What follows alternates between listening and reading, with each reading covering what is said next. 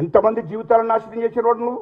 అధికారంలోకి వచ్చినాక BRS party అధికారంలోకి వచ్చింది కాబట్టే కదా ఆస్తులు కోట్ల రూపాయలు నువ్వు సంపాదించిన అహంకారంతోనే కదా ఇవన్నీ వేసుకుంటూ వచ్చావు.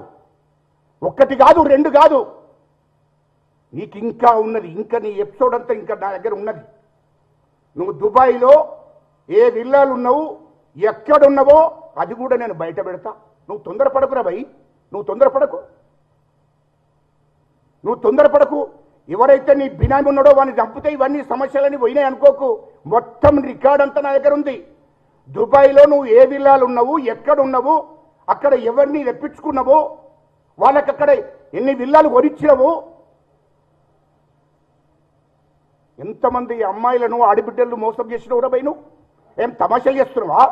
లుచ్చానా కొడుక, నువ్వు దుబాయ్లో ఏం చేశావో, లండన్లో ఏం చేశావో మొత్తం నా దగ్గర ఉంది.